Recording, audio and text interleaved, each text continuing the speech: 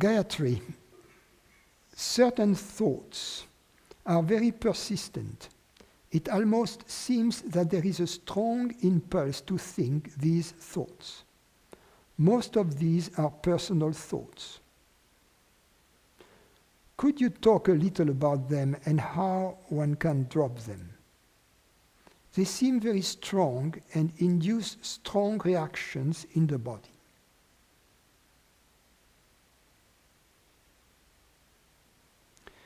The only way ultimately to drop these personal thoughts, and let's be precise about what I mean by personal thought. A personal thought is a thought that wouldn't exist if we wouldn't believe to be a separate entity. That's what I call a personal thought. It's a thought that would simply not be there unless we believe to be a separate entity. So having defined what I mean by a personal thought, we can talk a little about them and how one can drop them. Now, having defined them in this way, it becomes obvious that as long as a belief to be a personal entity has not been uprooted, it will keep generating personal thoughts. So that it is a useless effort to try and eliminate or suppress or repress personal thoughts as they arise, as long as we still believe to be a separate entity. So the best course of action would be, during the moments of availability, to investigate our belief to be a separate entity, to be a person, to be a man, to be a woman, to be a human body. That would be the most efficient way.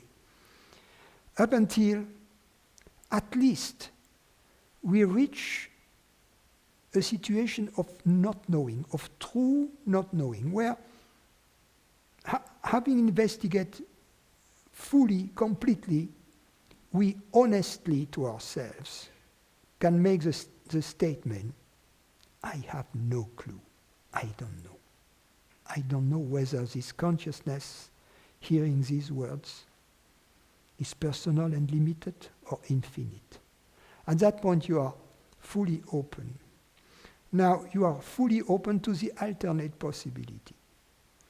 Now, when the personal thought arises, instead of arising out of a pseudo-certainty, it arises out of a soil of doubt. You don't know. So you are not really attached to it, you see. You can then conduct experiments about it. For instance,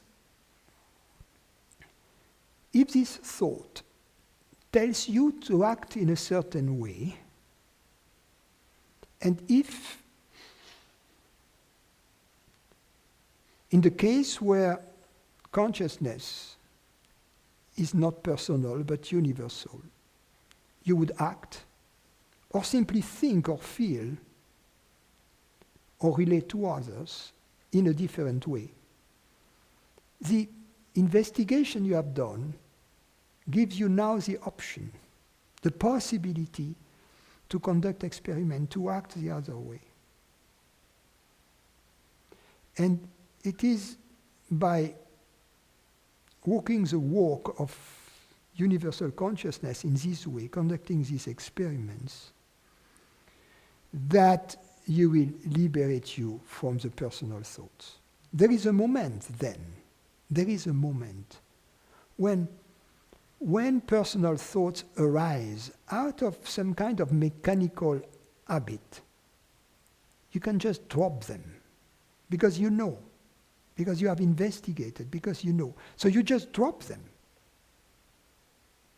out of understanding. So that's different. That's different. It's not that you drop them through an effort. You see, it's not that you have to drop them. They just disappear. The analogy I use is this salesman who is showing up at your door trying to sell you this fancy vacuum cleaner for $500. And with money-back guarantee and everything else. And then you buy the lemon. Now you have learned your lesson.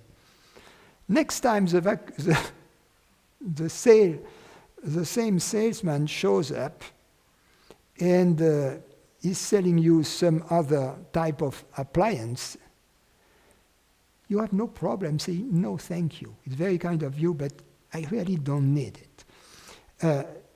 Because you are acting out of some understanding. It's the same here. As long as these personal thoughts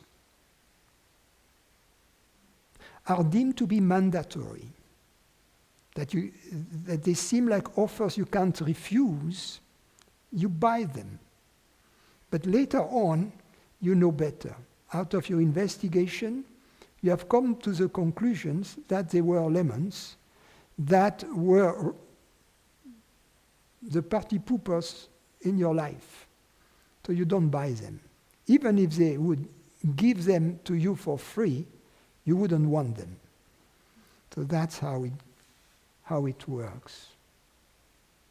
Now, the reactions in the body are the result, the delayed result of buying into this cute concept of being a separate person. See also the truth of that which I have just said. See that every time you experience this type of suffering, it's because you have fallen in love with the cute thought of being separate.